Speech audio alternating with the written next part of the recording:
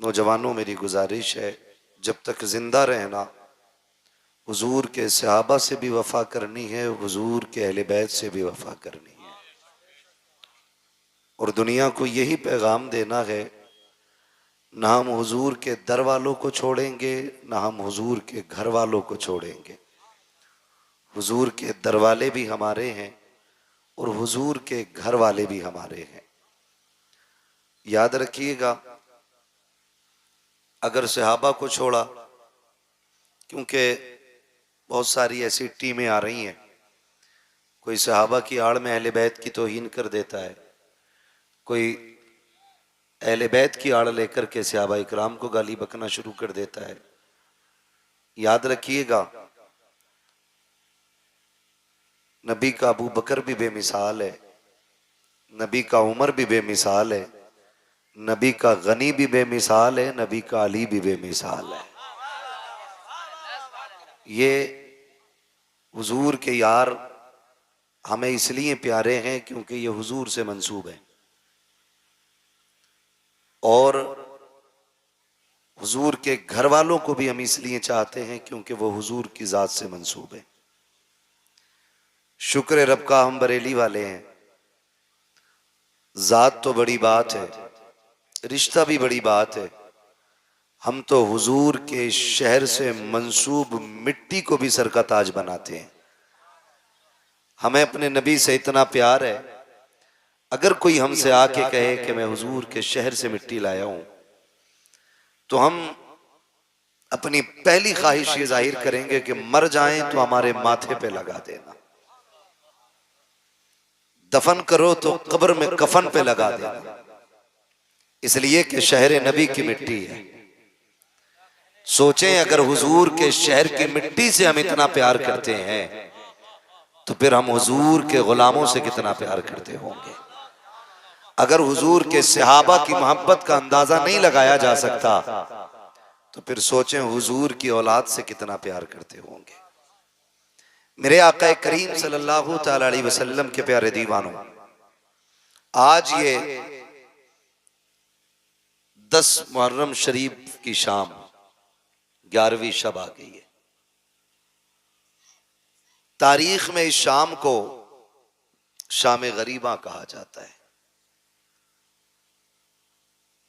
अल्लाह समझ की तौफीक अता करे, और जो मैं कह रहा हूं खुदा करे वो आप समझने लग जाएं। आज की शाम को शाम गरीबा कहा जाता है। ये जो आज मुहर्रम का 10वां दिन गुजरा है, ये अहले बैत की शहादत का दिन था। बोलो था कि नहीं? बोले हैं? आपने बड़ी उम्दा तकरीर भी हजरत से समाअत फरमाई, मोहम्मद अली भाई से पहले। बहुत गौर से मेरी बात सुनिए। ये 10 तारीख का दिन शहादत का दिन था, लेकिन बेशुमार जगहों पे मेले लगे, तमाशे हुए,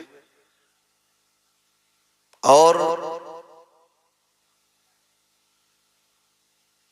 मजहब इस्लाम के उसूल और कवानीन के साथ मजाक किया गया। कहने को हम मुसलमान हैं, 10 तारीख के दिन कितनी बेटियां हमारे घरों से बिना दुपट्टे के निकली, कितनी बहन बेटियां बाजारों की रौनक बनी। किसी को इसका एहसास नहीं। हमने 10 तारीख को भी मेले का दिन बना दिया।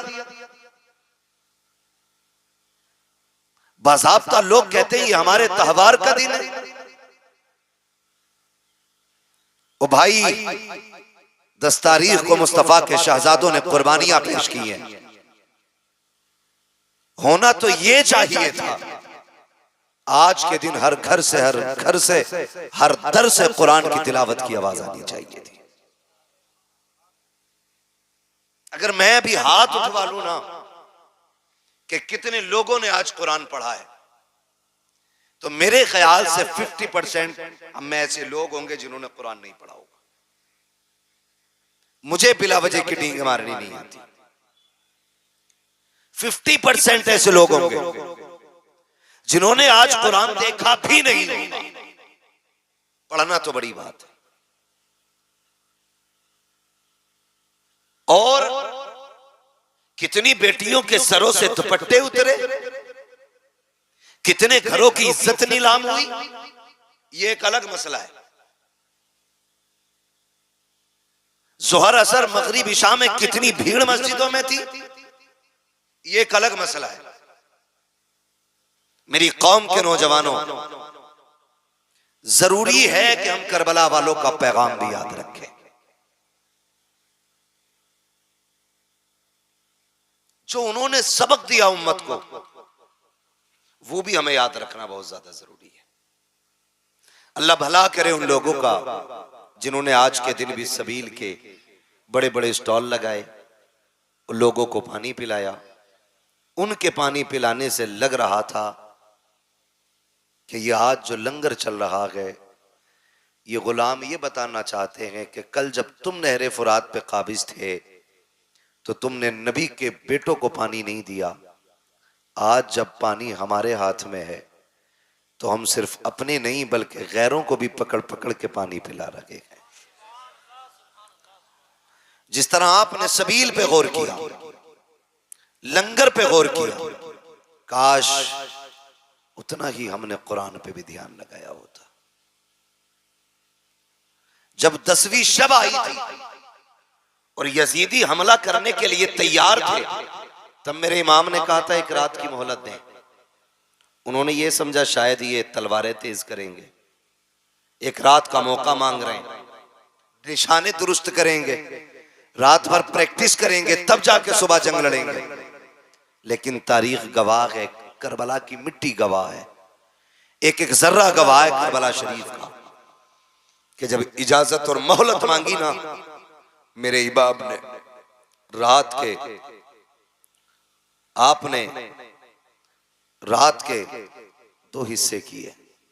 एक हिस्से में नमाज को रखा, दूसरे हिस्से में तिलावत को रखा। सब ये हिसाब लगा रहे थे कि तलवारों की तैयारी होगी, लेकिन अल्लाह वाले तो जन्नत की तैयारियां कर रहे थे। जन्नत की तैयारियां कर रहे थे। और तैयारियां भी कैसी? पानी नहीं था, तयम्मुम है, जबान सूखी है। मोहम्मद अली भाई कारी हैं और बहुत अच्छे कारी हैं। मैं कहता हूं कभी नात के बाद इनसे कुरान भी सुना करो। कई इनामी मुकाबले जीते इन्होंने कुरान में, बहुत उम्दा कारी भी है मोहम्मद अली भाई। कभी इनसे सुने कुरान आप। लेकिन हमने सिर्फ नात सुनी है तो सिर्फ नात सुनते, अगर कुरान एक बार सुन लिया इंशाअल्लाह फिर कुरान सुनने के आदी हो जाएंगे। मेरा कहने का मतलब यह है, अगर आज का कोई अच्छी आवाज वाला कारी किसी महफिल में बैठ के कुरान पढ़ दे तो हवाएं थम थम के कुरान सुने, परिंदे उड़ना छोड़ करके कुरान सुनने लग जाएंगे। सोच तो सही, जब करबला में नबी का बेटा कुरान पढ़ता होगा तब उस लहजे की खुशबू कैसी होगी, क्या रंग आता होगा उस जमीन पर। मुअर्रिखीन ने लिखा है कि एक एक खेमे में कुरान पढ़ा जा रहा है। आज एक एक घर से कुरान उठ गया है, बुरा मत मानिएगा, एक एक घर से कुरान उठ गया है। अगर घर के अंदर 4 बंदे हैं तो 6 मोबाइल तो हैं, 3 नहीं है। 4 के पास 6 मोबाइल है, 3 नहीं है, लेकिन कुरान एक ही है, एक ही है। उसमें भी पढ़ने का नंबर नहीं आ रहा है।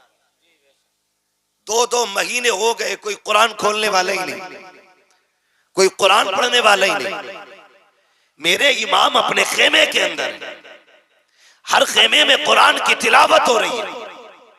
हुसैन की शहजादी सैयदा सकीना आई, कहने लगी बाबा क्या मैं कुरान नहीं पढ़ूंगी?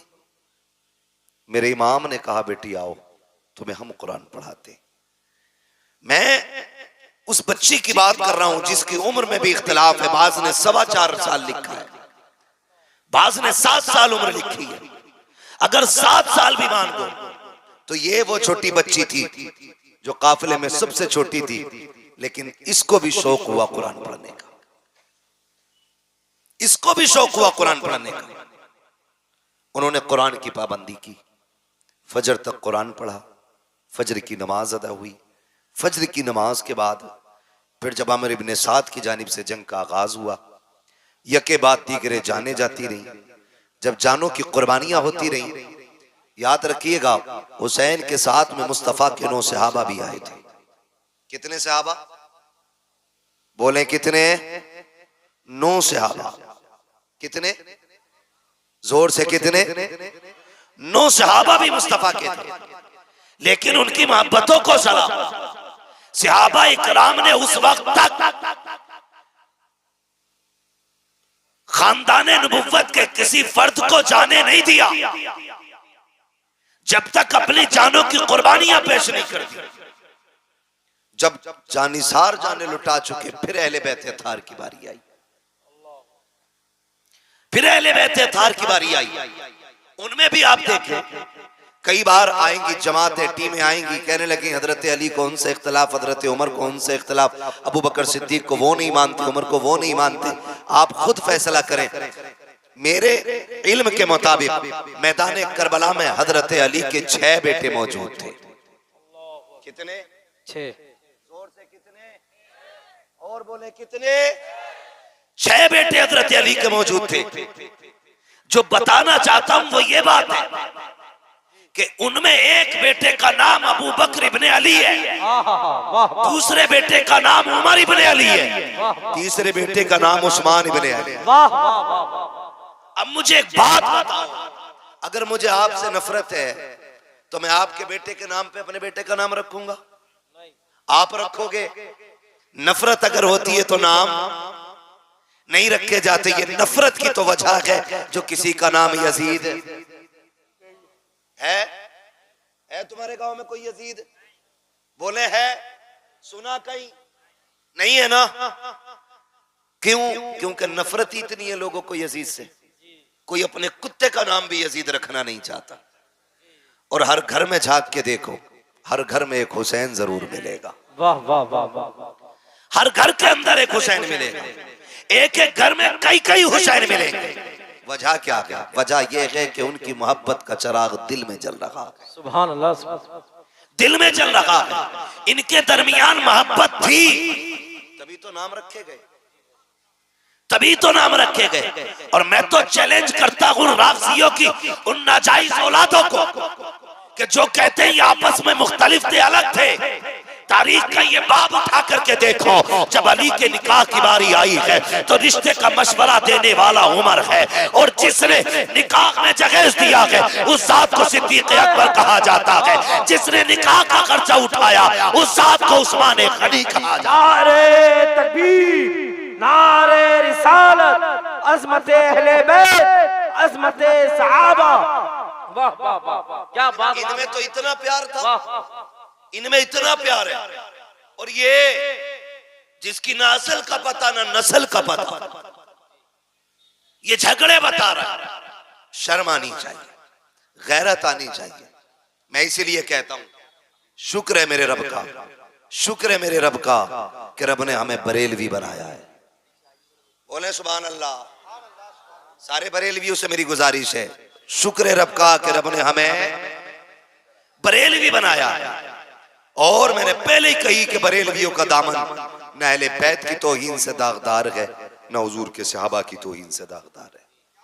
यके बाद दीगर शहादतें होती रही, यहां तक के फिर अहले बैत अतहार की बारी आई, अली के घर के शहजादों की बारी आई, अकबर, कासिम, अब्बास, सोनो, मोहम्मद, यके बाद दीगर शहीद होते रहे। फिर ताजदारे शहादत, शहीदों का इमाम, मेरा इमाम, इमाम अली मकाम मैदान करबला गए, अपनी भी जान का नजराना पेश किया। और आपने पूछा मालिक बता तू राजी है कि नहीं? आवाज आई या अय्यतुहन नफ्सुल मुतमइन्ना इरजिई इला रब्बिक रादियतम मर्दिया फदखुली फी इबादी वदखुली जन्नती। अल्लाहु अकबर।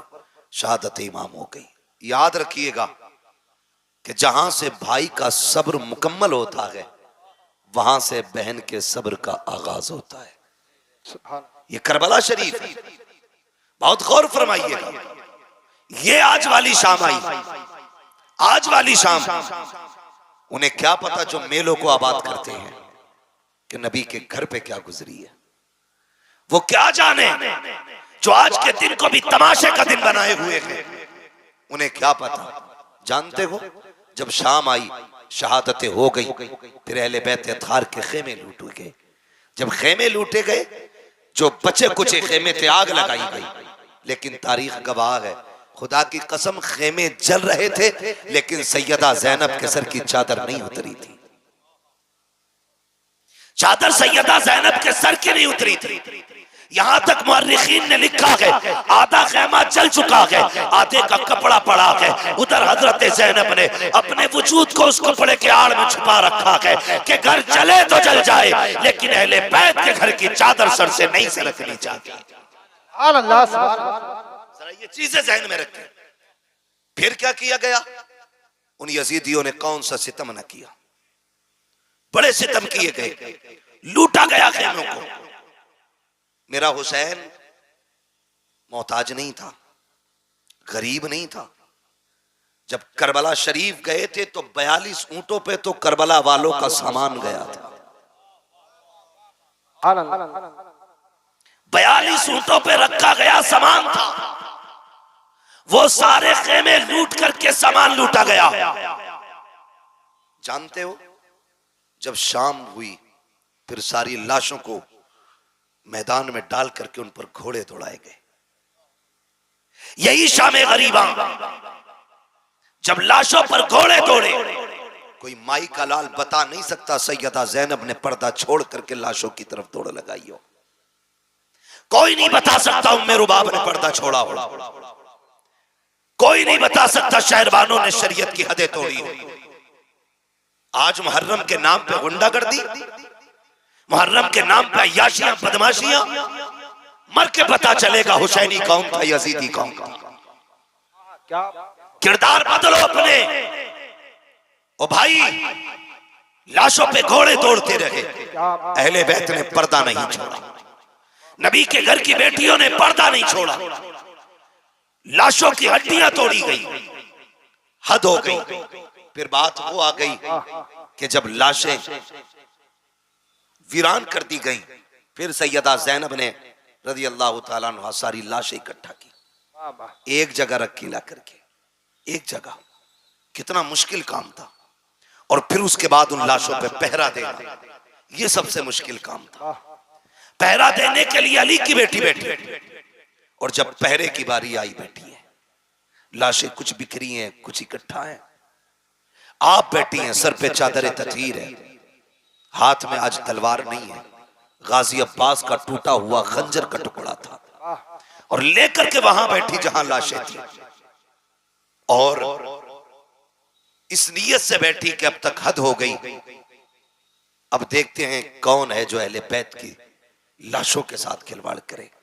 ये सोच के आप पहरेदार बन के बैठी। रात के 2 हिस्से गुजर गए। जब रात के 2 हिस्से गुजरे तो किसी के आने की आहट महसूस हुई। जब आने की आहट महसूस हुई, सैयदा जैनब ने चादर संभाली और अपना खंजर का टुकड़ा संभाला। इरादा यह था, अगर कोई दुश्मन आएगा तो अली की बेटी अली के जलवे दिखाएगी, और अगर कोई होगा अजनबी तो फिर जाने दिया जाएगा। जब आने की आहट महसूस हुई, सैयदा जैनब ठहर गई। कहती है कौन? ठहर जा वहीं। लेकिन सवार जो आ रहा था वो रुका नहीं।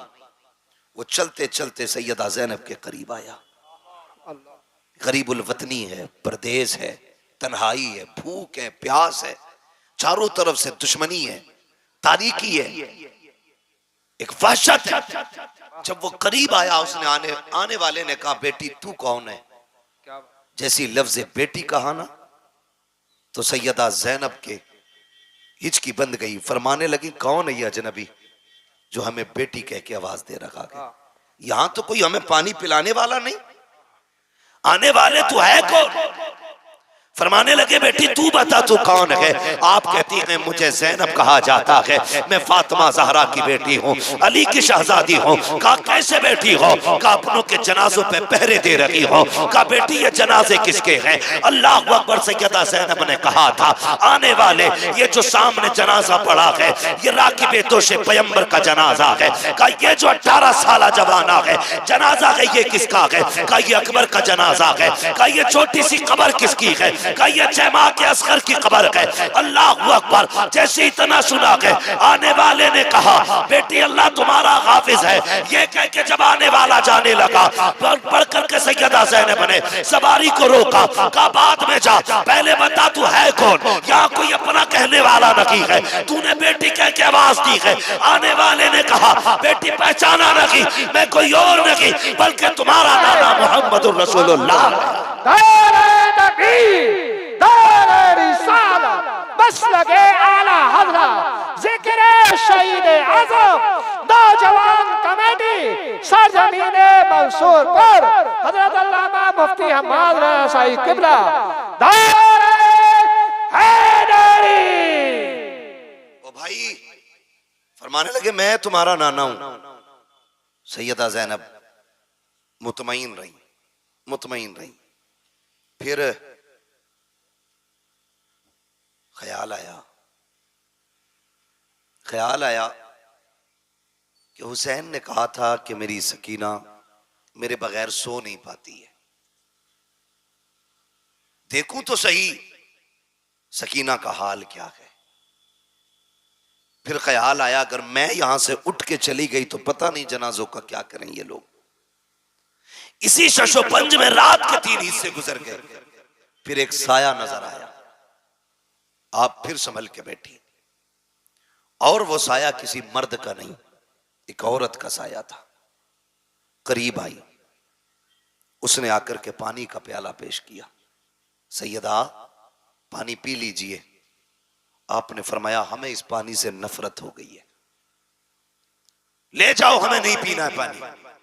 खातून ने कहा मुझे हुर की बीवी कहा जाता है, मेरे शोहर ने गर्दन कटा करके अपनी गुलामी का हक अदा कर दिया, मेहरबानी करें मुझसे पानी कबूल कर लें। जब इतनी बात कही सैयदा ज़ैनब ने कहा सुनो, जिनके 18 साल के शहजादे प्यासे चले गए हों उन्हें पानी कैसे अच्छा लगेगा, जाओ ले जाओ ये पानी। लेकिन वो खातून जानती थी सैयद को अगर खातून जन्नत का वास्ता दो तो वो कभी टाला नहीं करते। उन्होंने कहा आपको आपकी अम्मी का वास्ता ये पानी कबूल फरमा ले। आपने पानी लिया, उठी, ख्याल आया मेरी सकीना सबसे ज्यादा प्यासी है, सकीना सबसे ज्यादा प्यासी है। ये सोच करके आप खेमे में आई। जब खेमे में आके देखा तो हजरत सकीना नहीं थी। आवाज दी सकीना सकीना, पता नहीं चला। फिर खेमे से बाहर निकली, ख्याल आया कहीं यजीदियों ने बच्ची को उठा तो नहीं लिया, कहीं सितम करके कत्ल तो नहीं कर दिया। ये यजीदी है, इनसे कुछ भी उम्मीद की जा सकती है सिवाय भलाई की उम्मीद के। ये सोच करके बेकरार होके पलटी। बाहर आवाज दी सकीना, तो जहां मक्तल में लाशें पड़े थे वहां से हल्की सी आवाज आई पुपी यहां आओ, मैं यहां हूं। अल्लाह अकबर। कहीं जाके देखा तो जहां मेरे हुसैन का लाशा था वहां सैयदा सकीना ने पैरों पे सर रख के लेटी हुई है, पैरों पे सर रख के। बाप बेटी का रिश्ता अलग होता है। आप भी परदेश जाते हो, खुदा की कसम बेटियां अगर छोटी होती हैं उस वक्त तक नहीं सोती हैं जब तक बाप के सीने पे सर रखने जगह ना मिल जाए। ये हुसैन की सकीना फरमाती कि मैं गई बाबा के पैरों पे सर, मैंने हाथ पकड़ा, बेटी यहाँ कैसे आ गई? कहा पूरी रात को नींद नहीं आ रही थी। मैंने कहा अब्बा तेरी बेटी को नींद नहीं आ रही है, आके सुला दीजिए। कहा मैंने इतना कहा था, इतने में मक्तल से आवाज आई बेटी यहाँ आ मैं तुझे सुला दूं। कहती बेटी लाशों पे घोड़े दौड़ चुके हैं, किसी लाश की पहचान नहीं हो रही है, तुझे कैसे पता चला कि ये तेरे बाप का लाशा है? हजरत सकीना ने कहा था मैं इसी देर पे आई, इसी जगह पे आई, मैंने आके सारी लाशों को देखा, सब एक जैसी लाशें नजर आई। मैंने कहा अब्बा कहाँ हो? कहा फूफी इसी लाश के बाजू उठे थे, इसी ने हाथ उठा के कहा था आ बेटी मेरी सीने से लग जा। कहा बेटी फिर पैर से क्यों लेटी? कहा मेरे बाप के सीने पे इतने जख्म थे कि सर रखते हुए दुख हो रहा था, अगर मैं सीने पे सर रख देती मेरे बाप को तकलीफ हो जाती। एक पैर के तलवे ऐसे थे जहां पे जख्म नहीं था, इसलिए मैंने सर रखा सो गई। कहा बेटी आओ तो सही। खेमे में लेके आई है। कहा फूफी बात क्या है? कहा लो बेटी 3 दिन की प्यास है, पानी पी लीजिए। अब मेरे घर हुसैन के घर की तरबियत देखें। सैयदा सकीना कहती है फूफी जान प्यास तो आपको भी लगी है, आपकी भी 3 दिन की प्यास है, ये पानी आपने क्यों नहीं पिया? हजरत ज़ैनब कहती है ए सकीना जिन घर के बच्चे प्यासे होते हैं उस घर के बड़े पानी नहीं पिया करते हैं। इतना सुनना था, हजरत सकीना ने प्याला हाथ में लिया और दौड़ लगाई मक्तल की तरफ। हजरत ज़ैनब ने कहा था सकीना कहाँ जा रही हो? कहा फूफी अभी आपने कहा था जिस घर के बच्चे प्यासे होते हैं उस घर के बड़े नहीं पीते हैं। कहा भी मुझसे छोटा मेरा असगर प्यासा है, ये पानी पहले उसे पिलाया जाएगा। ये कह के दौड़ लगाई, ठोकर लगी, पानी गिर जाता है, आवाज आती है सलामुन अला सब्र सकीना, सलामुन अला सब्र अहले बैत मोहम्मद। नबी के घर वालों तुम्हारे सब्र को सलाम हो, हुसैन की सकीना तेरी जुर्रत और हिम्मत को सलाम। नारे तकबीर, नारे रिसालत, जिक्र शहीद आज़म, नारे हैदरी, उलमाए सुन्नत। खुदा की कसम ये उनके घर के बच्चों का सब्र है, बच्चों का सब्र है। अगर अपना सब्र देखना हो एक बार इफ्तारी में दिन बड़ा होने लगे मस्जिद में इफ्तारी मुंह छुट लगा दो, बच्चे भी बैठा दो बड़े भी बैठा दो, फिर देखो मुट्ठी भर के कौन खाता है। ये हमारी तरबियत है, ये उनकी तरबियत। 3 दिन के प्यासे हैं लेकिन फिर भी अपने से ज्यादा दूसरे का ख्याल है, दूसरे का ख्याल है। जानते हैं जब 11 की सुबह आई यजीदियों ने इमाम ज़ैनुल आबिदीन को कैद कर रखा था। कहने लगे ज़ैनुल आबिदीन तैयारी कर लो। फरमाने लगे किस चीज की तैयारी? यजीदियों ने कहा सफर करना है। आपने फरमाया परदेसियों की कोई तैयारी नहीं होती है, जहां चाहो ले चलो, हम परदेसी हैं। तारीख गवाह है सबसे पहले बेड़ियां तारीख में हजरत इमाम ज़ैनुल आबिदीन के पैरों में डाली गई। गले में तोक, पैरों में बेड़ियां। और जब तोक डाल करके चलाया गया तो इतना वजनी तोक था कि उसके वजन से आप इतने झुक के चल रहे थे जैसे नमाजी रुकू में रहता है। ये कंडीशन थी। लेकिन नबी के घर वालों तुम्हारी हिम्मत को सलाम। और पीछे से चंद कुत्तों की ड्यूटी थी कोड़े बरसाने की, कोड़े बरसाने की। जब आप कैदी बन के चले और एक चौक से काफिला गुजरने लगा तो किसी ने देखा यार ये तो बेकसूर लग रहे हैं, इनके चेहरे का नूर बता रहा है ये बेकसूर कैदी है। उसने आगे बढ़ के कहा बेकसूर कैदी मेरे हक में दुआ कर दे। जानते इमाम ज़ैनुल आबिदीन ने हाथ उठाए और फरमाया खुदा तुझे किसी मुसलमान का कैदी ना बनाए। जब इतनी बात कही वो तड़प गया, जनाब ये क्या बात कह रहे हैं आप? फरमाने लगे ये बहुत अच्छी दुआ है। कहने लगा क्यों? आपने अपनी कमीज उठाई, पूरी कमर खून से तरती, खून से तरती। कहा ये क्या है? कहा ये जो मुसलमान कैदी बना के ला रहे हैं ना हमें, ये उनका सितम है। कहा ये कोड़े क्यों मार रहे हैं? कहा परदेसी हूं, मुसाफिर हूं, थका हुआ हूं, अपनों की लाशें देखी है, भूखे प्यास से चला नहीं जाता। कहा फिर बैठ क्यों नहीं जाता? कहा अगर मैं बैठ गया तो फिर जिम्मेदारियां करबला में रह जाएंगी, ये जिम्मेदारियां मुझे नाना के मदीने तक पहुंचानी है। अल्लाह अकबर। लोग कुछ भी कहें, जो चाहे वो सोचे, लेकिन खुदा की कसम हम चैलेंज के साथ कहते हैं करबला में भी हाकिम हमारा हुसैन था, कूफे में भी हाकिम हमारा ही हुसैन, पावर में हमारा ही हुसैन था। ये कान खोल के सुने। ये अलग बात है कि ये सितम हुए, ये जुल्म हुए, लेकिन मेरे हुसैन ने सब्र का दामन नहीं छोड़ा, दामन नहीं छोड़ा। ये काफिला चला। जानते हो 64 औरतें, 26 बच्चे, 72 नेजों पे 72 सर। तरतीब क्या दी गई? तरतीब यह दी गई कि सबसे आगे शहीदों के सर थे, उनके पीछे इमाम ज़ैनुल आबिदीन थे, उनके पीछे सैयदा ज़ैनब थी, बाकी फिर खवातीन जो कैदी बनाई गई थी, और सबसे पीछे हजरत सकीना की सवारी थी। इस तरतीब से काफिले को ले जाया जाता है। आज हैरत हो रही है भाई, हैरत हो रही है। आज सुन्नी बरेलवी कहलाने वाले लोग ढोलक पे उतर आए। पढ़े तारीख के इस बाप को भी कि वो जो सारे शहीदों के सर चल रहे थे, उनसे भी आगे यजीदी लोग ढोल लेके चल रहे थे, और वो आगे आगे ढोल बजा के कह रहे थे हुसैन को हमने शहीद कर दिया, कत्ल कर दिया, माज़अल्लाह, फतह हमारी हुई है, इसलिए ढोल बजाए जा रहे थे। जानते हो, जब एक चौक से एक बस्ती से काफिला गुजरने वाला था, तो दूर से ढोल की आवाज आ रही थी। एक नाबीना खड़ा था, उसके साथ एक बच्चा था। वो नाबीना भीख मांग रहा था। जब ढोल की आवाज सुनी तो उसने अपने बच्चे से कहा, लगता है बारात कोई बड़ी है। जब बारात बड़ी है तो फिर दूल्हा भी बड़ा होगा।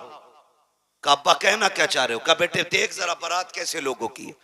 तो सबसे आगे जब ढोलों को आते देखा, जर्क पर्क के कपड़े, बेहतरीन खूबसूरत लिबासों में, नए नए कपड़ों में ढोल वाले देखे। बच्चे ने कहा, अब्बा लगता है बारात बड़ी शान वाली है। बच्चा कहता है, बाप ने कहा, बेटे सुन, जब वो दूल्हा करीब आ जाए तो मेरे कोनी मार देना, ताकि जब वो दूल्हा आएगा तभी मैं भीख मांगूंगा। अल्लाह अकबर। बच्चे ने पहले ढोल वालों को देखा, उसे तो दूल्हा का इंतजार था, लेकिन हैरत में पड़ जाता है जब नेज़े पे कटे सर को देखता है, और हैरत में पड़ गया जब जमा के बच्चे को नेज़े पे रखा देखा के सर को।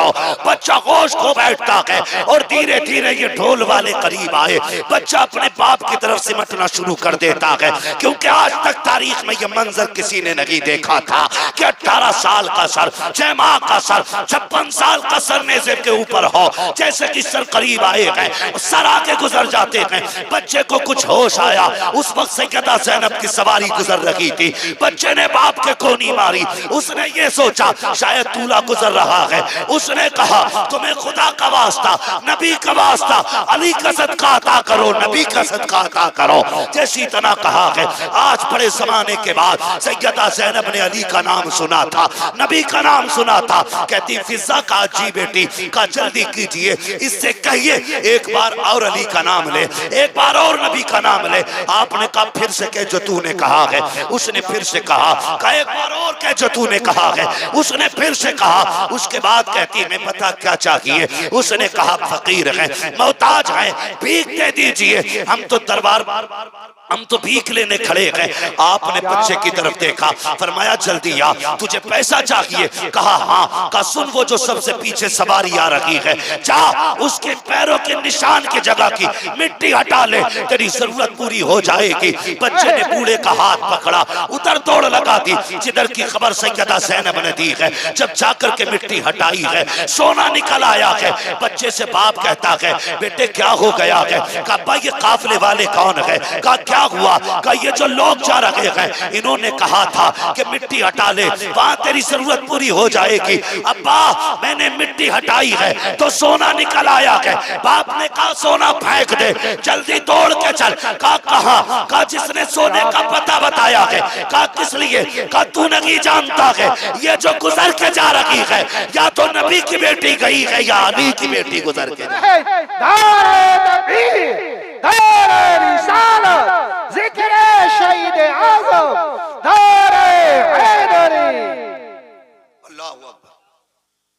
फरमाने लगी।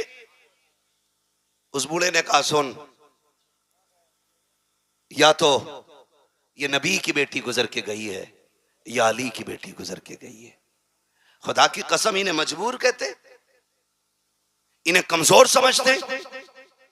गलती ना करना, बातें बहुत सारी है, मगर तवज्जो करें, इस बात को आखिरी बात समझ के सुन लें।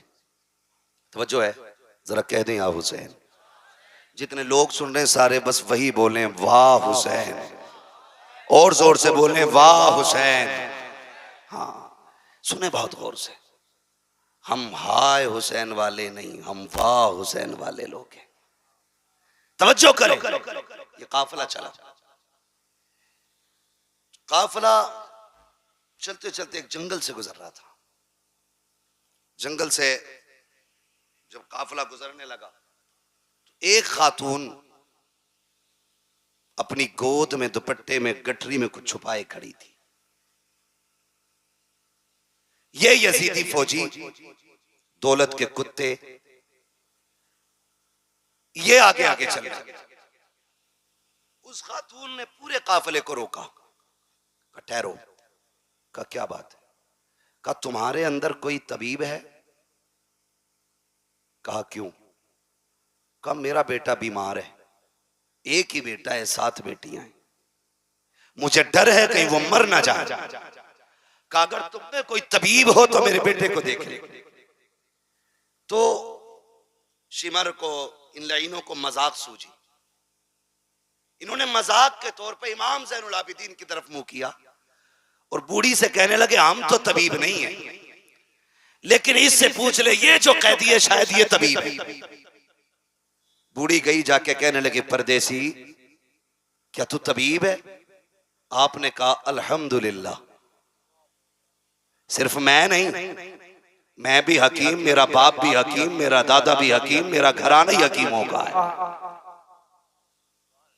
क्या इलाज कर देगा? फरमाने लगी बिल्कुल, लेकिन सुन मां, मैं कैदी हूं और हम इनके कैदी हैं, इनसे इजाजत लो और हम चलेंगे तुम्हारे साथ। जब बूढ़ी इजाजत लेने गई, वो तो थे दौलत के कुत्ते। उन्होंने क्या कहा? उन्होंने सीधी बात कही कि क्या देगी इसके बदले में? उसकी गोद में जो गठरी थी वो प्लास्टिक की और लकड़ी की और किसी और चीज की नहीं, बल्कि सोने की गठरी थी। उसने कहा जितना सोना है सारा ले ले, बस इस तबीब को मेरे साथ भेज दे। वो तो थे ही दौलत के कुत्ते, उन्होंने सोना ले लिया। लेने के बाद मेरे इमाम की तरफ देख के कहने लगे सोन, अगर तुम्हारे बाप ने हमारी मान ली होती ना तो आज तुम जंजीरों में जकड़ के हमारे गुलाम नहीं होते। जैसे इतना सुना गुस्सा आ गया इमाम ज़ैनुल आबिदीन को। फरमाने लगे तुझे क्या लगता है ये जो तूने बेड़ियां हथकड़ियां पहना रखी है तो इनसे रोकेगा हमें? फरमाने लगे चाबी रख अपने पास अपनी, अब अली के बेटे की ताकत देख। आपने गुस्से में हाथों की हथकड़ी की तरफ निगाह डाली, हथकड़ियां पानी की तरह बह के गिर जाती, पैरों की तरफ देखा, बेड़ियां टूट गई। फरमाने लगे कुत्ते औकात में रहे, कल भी हम रब की रजा पे राजी थे, आज भी हम रब की रजा पे राजी। सुभान अल्लाह, सुभान अल्लाह। वरना हमें कोई दुनिया की ताकत नहीं रोक पाएगी। उसके बाद जब आप चले, शर्मिंदा हो गया इतनी बात पे, सबके सामने मुंह की खानी पड़ी। लेकिन मेरे इमाम ज़ैनुल आबिदीन इतने थक चुके थे कि चलते चलते ना पैर पूरे नहीं उठ पा रहे थे, पैर खचेड़ के जमीन पे चल रहे हैं। इतनी ताकत नहीं बची है कि पूरा पैर उठा के रख सके, जमीन पे पैर रगड़ते जा रहे हैं। बूढ़ी आगे आगे चलते चलते जब बूढ़ी का मकान आया तो एक बच्ची दरवाजे पे खड़ी थी। उसने कहा माँ जी बेटी कई से भेज दे वापस। कहा क्या हुआ? कहा जिस बेटे के लिए लेके आई थी वो बेटा खत्म हो गया। इतना सुना आह निकल गई। बूढ़ी रो के कहने लगी सोना भी चला गया, बेटा भी चला गया, जा मैंने तुझ पे ज्यादती की, मैं यहां तक चला के लाई, तेरा एहसान तो यहां तक आ गया, वापस चला जा। इमाम ज़ैनुल आबिदीन ने कहा मां दरवाजे तक आए हुए मेहमान को लौटाया नहीं जाता है, चौखट तक आने की इजाजत तो दे। बूढ़ी ने कहा क्या करेगा बेटा, तेरा वक्त जाये होगा, तेरा टाइम खर्च होगा, तू परदेसी मुसाफिर, जाने कब का चला है, कब तक चलेगा, कुछ खाया कि नहीं खाया, ए बेटे अब यहाँ आके वक्त जाये न कर। कहा माँ मुझे दरवाजे तक आने की इजाजत दे। इमाम ज़ैनुल आबिदीन को इजाजत मिली। आप जैसी घर के अंदर कदम रखते हैं, क्या देखते हैं, दो बहनें बैठी हुई हैं, एक सर की तरफ बैठी है, दूसरी पैरों की तरफ बैठी है, दो जबान के ऊपर कपड़ा पड़ा है। एक कहती है कि भैया बड़ी हसरतें तेरे साथ थी, तू हमारा इकलौता भाई था, आपने चंद जुमले सुने रो देते हैं। एक बच्ची देख के कहती है भाई हमारा गया है, तू क्यों रो रहा है। उसने ये कहा जब मैंने तुम्हारे भाई को देखा तो मुझे सुगरा के अकबर की याद आ गई है, मुझे तुम्हारे सूरत को देख के अपनी मदीने वाली बहन की याद आई है। आप ये कहते हैं और उसके बाद आगे बढ़ते हैं। उस नौजवान के ऊपर से चादर उड़ाई और हटाने के बाद कहते हैं नौजवान उठ, बहनों को रुलाया नहीं जाता है, बहनों को हंसाया जाता है। इतना कहा नौजवान उठ के बैठ जाता है। आपने जैसी नौजवान को उठाया है, माँ कहती है अरे बेटे ये कैसे हो गया। कहा बेटे ये बता, माँ ये तो बता तेरी गोद में सोना कितना था। कहा 7 बेटियों का जेवर था। कहा जल्दी कर, जितना सोना था उतनी मिट्टी लेके आ। पूरी मिट्टी लेके आई है। मेरे इमाम ने यूं हाथ लगाया है, सारी मिट्टी को सोना बना दिया है। उसके बाद कहते हैं माँ बता क्या कमी रह गई है। बेटा भी मिल गया है, सोना भी मिल गया है।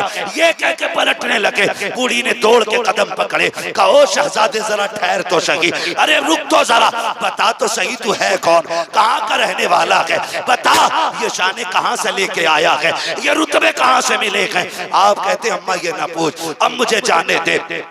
बूढ़ी कहती बता ना बेटे क्या मामला है। कहा वो बता बेटे वो 72 नेजों पे सर किसके थे। आपने कहा उसमें कुछ सर मेरे घर वालों के हैं, मेरे चचा के हैं, मेरे भाइयों के हैं, मेरे बाप का भी सर उसमें है, मेरे भाइयों के सर भी उसमें है। कहा बेटे एक बात समझ में नहीं आई, तूने मेरा एक जिंदा कर दिया, अपने 72 जिंदा ना कर सका, क्या राज है इसमें। आप कहते माँ मेरी मजबूरी है, अगर मजबूरी ना होती तो जैसे तेरा एक जिंदा हुआ है वैसे मेरे 72 भी जिंदा हो जाते। आपने जैसी इतना कहा। बूढ़ी कहती बेटे समझ में नहीं आया। कहा माँ सुने यहाँ समझ में नहीं आएगा, वहां चल जहां नेजों पे सर है, सारी चीजें समझ में आ जाएंगी। बूढ़ी फिर वापस आई है। कहा बेटे अब बताना, मेरा इमाम उस नेजे के पास आया जिस नेजे पे इमाम आली मकाम का सर रखा हुआ है। आप बाप के सर के पीछे खड़े हुए और कहते हैं अब्बा जी वो कुरान पढ़ के सुनाओ जो करबला से यहाँ तक पढ़ के सुनाया है, फिर से वो तिलावत सुनाओ जो करबला से यहाँ तक सुनाई है। मुअर्रिखीन ने लिखा है कि सरे हुसैन नेज़े पे खुद घूमा, रुख हुआ ज़ैनुल आबिदीन की तरफ और सूरह रहमान की तिलावत शुरू हो जाती है। सूरह रहमान की तिलावत मेरे इमाम के सर ने की है। आप कहते अम्मा अब कुछ समझ में आया कि नहीं।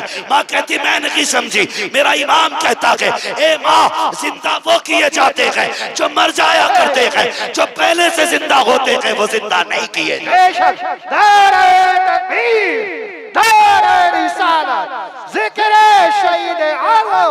सरजमीने मंसूरपुर नौजवान कमेटी आप फरमाते माँ जिंदा वो किए जाते हैं जो मर जाया करते हैं, जो पहले से जिंदा हों वो दोबारा जिंदा नहीं किए जाते। माँ ये जो 72 नेज़ों पे 72 सर हैं ये मुर्दों के नहीं है, ये जिंदों के सर हैं। ये किनके सर हैं? जोर से और जोर से किनके? जिंदों के सर हैं।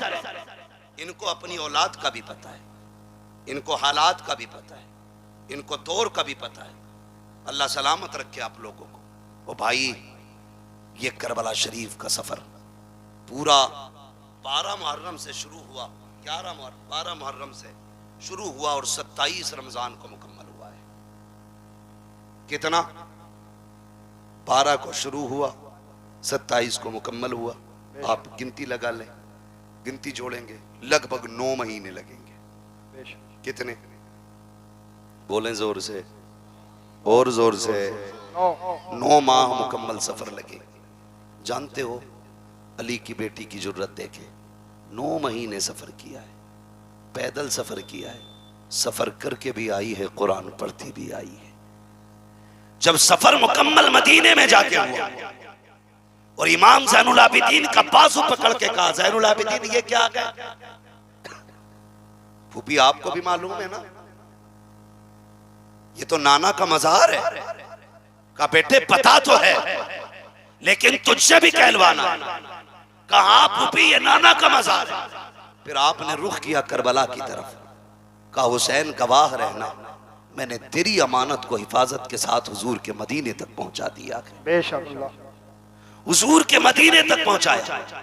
9 महीने सफर किया, पैदल सफर किया, लेकिन जानते हो इस 9 महीने में सैयदा ज़ैनब ने 72 कुरान मुकम्मल किए थे। कितने जोर से कितने? 72 कुरान अली की बेटी ने पढ़े। कि आज हमारी बेटियों ने 72 आयतें पढ़ी हैं, कुरान के 72 कलमे ही पढ़े, 72 हर्फ ही पढ़ लेती। वो भाई अपने घरों के अंदर जाके ये सब काम करो। कुरान हुसैन के साथ है और हुसैन कुरान के साथ है। हुसैन उसी के साथ होंगे जिसके साथ कुरान भी होगा, और कुरान उसी के साथ होगा जिसके साथ हुसैन भी होंगे। इसलिए अपने घरों के अंदर कुरान की आदतें डालो, नमाजों की पाबंदी करो। मैं अक्सर कहता हूं बचा के कूफे से आबिद को लेके आई है, कमर पे बारे इमामत उठा के लाई है। अली की बेटी को झुककर सलाम कर इस्लाम, तेरी अमानतें घर तक बचा के लाई है। सैयदा ज़ैनब इमाम ज़ैनुल आबिदीन को मदीने तक लेके आई, जो वादा था हुसैन से पूरा कर दिया।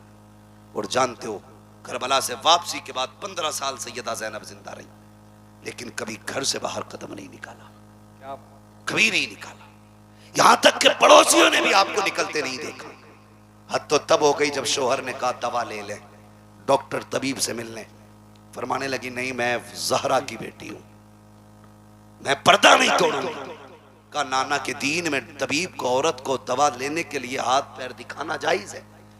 कहा ये तो शरीयत है जो आप कह रहे हैं कि दिखाना जायज है, लेकिन अजीमत यह है कि मर जाए किसी के सामने चेहरा ना खोले।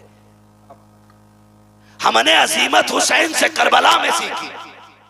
कहा कैसे? कहा जब लाशों पे घोड़े दौड़ रहे थे, हमें हुसैन ने मना कर दिया था कि कुछ भी हो जाए मुस्तफा की शरीयत नहीं छोड़नी है। खुदा की कसम 15 साल जिंदा रही, कभी घर से कदम नहीं निकाला, और जमाने को दिखा दिया कि अली की बेटियां पर्दा कैसे करती हैं। आज हम पे भी लाजिम है हम अपने घरों के अंदर पर्दे को आम करें। खुदा की कसम अगर किसी भाई की कोशिश से बहन पर्दे वाली हो गई, बाप की कोशिश से बेटी पर्दे वाली हो गई, शोहर की कोशिश से बीवी पर्दे वाली हो गई, तो अगर ये जन्नत में जाएगी, अल्लाह बाप को, भाई को, शोहर को, तीनों को भी जन्नत अता फरमाएगा। जरूरी ये है कि हम शरीयत को आम करें, मुस्तफा जाने रहमत के दीन को मजबूती से पकड़ें। पूरा पैगाम करबला शरीफ का आप पढ़ लीजिए। बहुत सारे जुल्म करबला शरीफ में हुए, लेकिन उन्होंने सब्र नहीं छोड़ा, शरीयत नहीं छोड़ी, दीन नहीं छोड़ा। इमाम ज़ैनुल आबिदीन, इमाम ज़ैनुल आबिदीन के हवाले से बेशुमार रिवायतें मौजूद हैं। बस एक बात मैं भी बता दूं, आपके खेमे में ना जब बदला लेने की बारी आई, किसकी? मुख्तार सक़फ़ी ने जब बदला लिया था और ये यजीदी जाने चुरा चुरा के भाग रहे थे, तो एक भागते भागते जंगल में उसे कोई ठिकाना नहीं मिला, तो एक झोंपड़े में जाके घुस गया, और वो झोंपड़ा किसी अजनबी का नहीं, इमाम ज़ैनुल आबिदीन का था। इमाम ज़ैनुल आबिदीन की क़यामगाह थी, मुख्तार सक़फ़ी की फौजें पीछे थी, पनाह लेने के लिए खेमे में घुसा। प्यास लगी थी, कहा पानी मिलेगा? आपने एक प्याला दिया, कहा और चाहिए। दूसरा प्याला भर के दिया, कहा और चाहिए। तीसरा प्याला भर के जब दिया, इसने हाथ में लेके कहा लगता है तुमने मुझे पहचाना नहीं। कहा क्यों? कहा अगर पहचान लेते तो मुझे पानी ना पिलाते। मेरे इमाम ज़ैनुल आबिदीन की आंख में आंसू आ गए। फरमाने लगे कैसी बातें करता है, अपने बाप के कातिल को कोई भूल सकता है? क्या मैं तेरे चेहरे को भूल जाऊंगा? क्या तू वो शिमर नहीं है जिसने मेरे बाप के गले पे खंजर चलाया था? तू वही तो कुत्ता है। कहा फिर मुझे पानी क्यों पिलाया? हमने तो तुम्हारे ऊपर नहरे फुरात के पैरे सख्त कर दिए थे, तुम पानी पिला रहे हो। फरमाने लगे सुन, कल हम तुम्हारे मेहमान बने थे, आज तू हमारा मेहमान बना है। जो तुमने किया वो तुम्हारा दस्तूर था, जो हम कर रखे हैं ये नबी के घर वालों का दस्तूर। ओ भाई, कोई वफा मोहब्बत ताकत कोई सीखे तो अली के बेटों से। वो कहा था अली का घर भी क्या घर है कि उस घर का हर एक बच्चा जिसे देखो वही शेरे खुदा मालूम होता है, जिसे देखो वही शेरे खुदा मालूम होता है। मेरे नबी ने फरमाया, लोगों मुझसे प्यार करना चाहते हो मेरे हुसैन से प्यार करने लगना। मेरे हुसैन का प्यार गोया मेरा प्यार है, मेरा प्यार है। अल्लाह अल्लाह अराकीनी कमेटी की मोहब्बतों को सलामत रखे, आप लोगों के जज्बों को सलामत रखे। इतनी रात तक बैठ के आपने अली के बेटों की बातें सुनी है। जब कयामत में कोई किसी की सुनने वाला नहीं होगा, इंशाअल्लाह हम गुनाहगारों की सुनने के लिए हुसैन आ जाएंगे, हुसैन आएंगे। वो कहा था ना, आ गए कब्र में भी छुड़वाने, दर्द कितना है उम्मती के लिए। ओ भाई, हम उनसे वफा करें जो जमाने से वफा करते हैं। अल्लाह ताला हमें करबला वालों की खैरात अता फरमाए, हमें अहले बैत का सदका अता फरमाए। अल्लाह हम सबको ज़हरा के लालों का सदका अता करे, मौला अली के पालों का सदका अता करे, मुस्तफ़ा जान रहमत के नौनिहालों का सदका अता करे। फरमाया गया, इन्नल्लाह मअस साबिरीन, अल्लाह सब्र करने वालों के साथ है। मदद ये नहीं है कि तलवार की धार बढ़ जाए, मार काट में पावर आ जाए, ये मदद ज़रूरी नहीं है। मदद इसको कहते हैं कि खुद कट गए लेकिन आज भी कटने के बावजूद पूरी दुनिया में वही मौजूद हैं जो कट गए थे,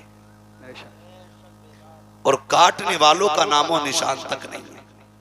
पूरी दुनिया घूम लो, कोई नहीं कहेगा मैं शिमर की औलाद से हूं, मैं खोली की औलाद से हूं, मैं इब्ने ज़ियाद की औलाद से हूं। कोई नहीं कहेगा मैं इब्ने साद की औलाद से हूं। कोई नहीं कह सकता यजीद की औलाद से हूं। दुनिया घूम के आओ, खुदा की कसम। कोई कहेगा मैं इमाम जाफर की औलाद से हूं, कोई कहेगा इमाम बाकिर की औलाद से हूं, कोई कहेगा मूसा काजिम की औलाद से हूं। अली के घर की नस्ल आज भी जमाने में है, और खुदा की कसम सुबह क़यामत तक रहेगी, सुबह क़यामत तक रहेगी। और इसी नस्ल के बारे में मेरे इमाम ने कहा था, तेरी नस्ल पाक में है बच्चा बच्चा नूर का, तू है ऐने नूर तेरा, सब घर आना तेरा। आखिर में सुस्ती क्यों आ रही है? तू है ऐने नूर तेरा, सब घर आना। आखिर में भी देखो ड्यूटी और हाजिरी वैसी लगनी चाहिए जैसी शुरू में लगी थी, ताकि फरिश्ते जाके बताएं, मौला जैसे शुरू में सुन रहे थे वैसा आखिर तक सुनाए। तेरी नस्ल पाक में है बच्चा बच्चा तू है ऐने नूर तेरा, सब घराना नूर का। बस जो हुए अगलात उनको माफ फरमाए रब्बे कायनात। जिंदगी ने दिया साथ, फिर होगी मुलाकात। चमन रहा फूल खिलेंगे, जिंदगी रही फिर मिलेंगे। मुसाफिर हैं हम भी, मुसाफिर हो तुम भी, किसी मोड़ पर फिर मुलाकात होगी। फकीरान आए सदा कर चले, सदा खुश रहो ये दुआ कर चले। सारे लोग कलमा शरीफ पढ़ लीजिए, ला इलाहा इल्लल्लाहु मुहम्मदुर रसूलुल्लाह, अस्तगफिरुल्लाह रब्बी मिन